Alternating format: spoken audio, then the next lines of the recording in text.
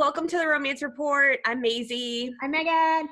And this week we are talking about marrying Winterborne.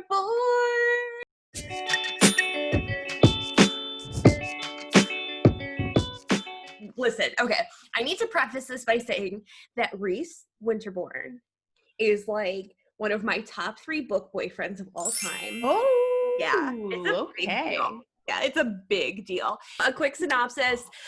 This is the second book in Lisa Kleypas's Ravenel series. It follows Helen and Rhys. The first book ends with a broken engagement between Helen and Rhys is like a little dickhead at the end of that first book. Like, we hate him. But then you read this book and you love him so much. Yeah, so Rhys, he owns the most prominent department store in London. So he is a self-made man. He's Welsh in origin. And so he's like in this weird flux of being between, you know, he has more money than God, but he's also like not accepted among the higher ranks of like the social class. Helen has lived an extremely sheltered life. Like, there was definitely some parental neglect and some just like really piss poor circumstances to her upbringing, and she's very shy and emotional, and she is originally engaged to Rhys, and then her sister-in-law Kathleen is like, oh, it's too much for your sensibilities, and like breaks off the engagement. But then Helen's like, wait, homeboy has like a very carnal passion that I'm like kind of into and vibing with. And so then she goes to him and is like, I want us to re-spark this. And the marriage would really benefit Rhys because it would allow him access to the upper echelons of British society. But then there's like a really big secret that threatens to tear their love apart. And the whole time you're just like, we got to get this off our chest here. It was like, bitch, you need to talk about this. Like, you need to get it out. It is Helen's secret, and we won't spoil it, but she takes a very long time to talk about it, and I really feel for her, and I love her, but she made me want to like tear pages out of this book sometimes. Yeah, because she knew what to do. That was like what, like, she kept saying over and over, I have to do this, but then she wouldn't. Yeah. And then there's also like a big addition to the family at the end, which just broke my heart into a million little pieces. It was one of the most precious. I know.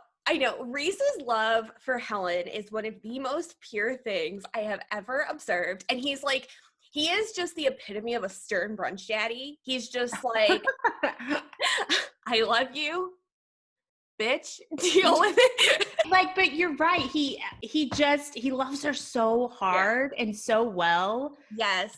I mean, for crying out loud, he calls her heart of my heart. I know. Oh my God. I like, honestly, like, stab me straight in the heart. Rhys to me is the perfect alpha Regency hero. You know, he's like such an alpha, but then he's just putty in Helen's hands. And I am so trash for that. Like, hard outer shell, like kind of a dick to literally everyone else, but his lady. And I love that. There is nothing he wouldn't do for her. And he kind of proves that too. And like, he just melts for her. Like, even against his better judgment or whatever, like he doesn't want to ruin her or anything like that, but he loves her too much. He can't stay away. But boy, does he ruin her well. Ruin her. Over and over and over again. This book was steamy. It was. I loved it. Yeah. Lisa, she went there. She took us there. It was particularly great because Helen is like this painfully shy type of person who has been sheltered her entire life. And she just has tremendous growth. Like, not only does she show kindness, which is beautiful, but she also shows just like a huge amount of bravery and self-sacrifice in a lot of ways. And this is all revolving around the secret that we're like trying not to spoil. But she, it's hard. It is hard, but she demonstrates that she has a spine of steel, and like she never lets, there is nothing Rhys wouldn't buy for her or do for her or whatever. And she never lets that like compromise her morals or her view of doing what is right, and just her loyalty to her family is so admirable. Like, I love her very, very much. She kind of embodies that meek and mild heroine that like has kind of like a glow up, but like an emotional one. Yes. Where she just is kind of like, you know what? This is what I want. And if I don't go and get it for myself, then it's not going to happen. Yeah, she knows that if she doesn't take the one opportunity to kind of like break free of this gilded cage that she's always been in, she knows she'll be trapped in there forever.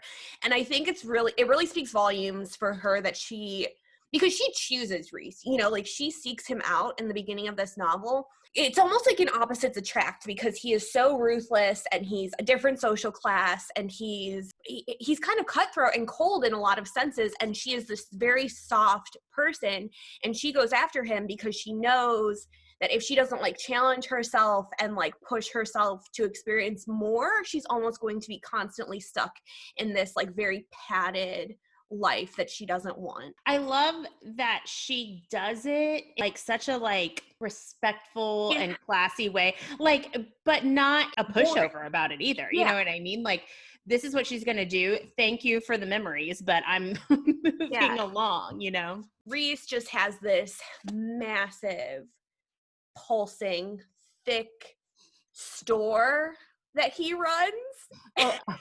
So well, you know, just like this business acumen that is just very thriving.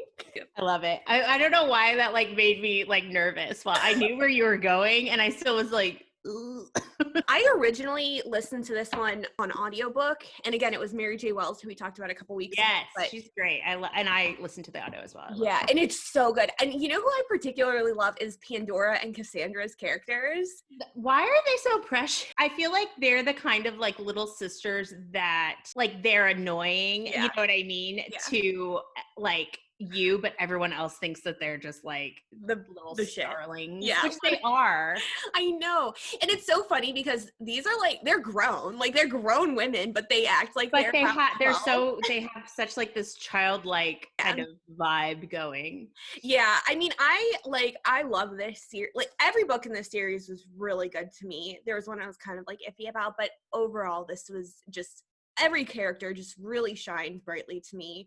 And I loved seeing Devin and Kathleen happy, and like because I liked them in the first book, but I feel like I liked them even more in the second book. Like they were like more fun, and like I think they were just more comfortable. I also really like Rhys's secretary. I loved her, but I loved the relationship that she had with Rhys. Yeah. Like she took none of his shit. She did not like back down from him. No. She knew what he needed before he needed it. And she kind of like knew right off the bat that Helen was someone that was like really special to him and kind of perfect for him. Mm-hmm. And she saw that and kind of like nudged them along in like little cute ways. I really like, I love a good like secondary. I do too. Okay, and one thing that I do want to mention, that greenhouse scene. Oh man. Yeah. How did I? Woo. Yeah. That was like. It took me a second when you said that. I was like, oh. Yeah. I mean, I was talking to another bookstagrammer, Gigi Reads Romance, and she was like, she did a poll between that, and I don't even remember what the other scene was because she was like, because it doesn't matter. Yeah, she was like, which one was better? And like, I think unanimously people were like, greenhouse scene. This book just shines. It's one of my favorites. Rhys is just the ultimate book boyfriends to me. He's really great. Yeah. Especially if you're kind of like me, and I am more of a beta hero kind of gal. I love a cinnamon hero kind of cinnamon roll kind of guy. But like I said earlier, I'm just like trash for these like hard outer shell, softy on the inside kind of guy.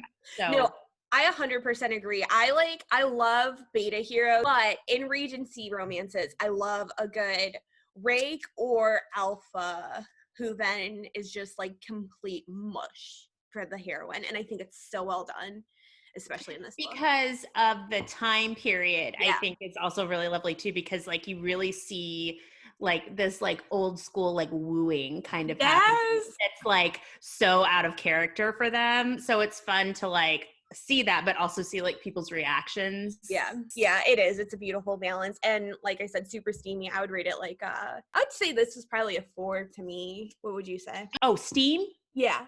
Oh, I say it's a 3 and some change for me. 3 and some change? Okay. Yeah. That's so funny that we're always different on those. I know. It just shows you spectrum and like different experiences, different ages, you know what I mean? Like there's a lot of things that go into how you view steam. So what is your overall star rating for this one? It was a solid 5. Like, yeah, me too. This was a solid 5, one of my favorites of all time. So because it was kind of like a page turner too, just yes, because like we talked about, there's so much that like Helen knows she needs to do and has to do, and she doesn't, and so you're just like, I mean, can you come on, please? Or ready to get to the bottom of it. I know. Yeah, it is a huge page turner. Have you read Hello Stranger yet in this series? No. Oh my God. That one is quite the page turner too. We should maybe cover that one at some point, but make sure to read Marrying I have 2. I don't know why. Here they are. Thank you guys so much for watching. If you liked this, hit like, subscribe, comment, and follow us on Bookstagram. If you're interested, our links are down below. Bye, everybody. Bye.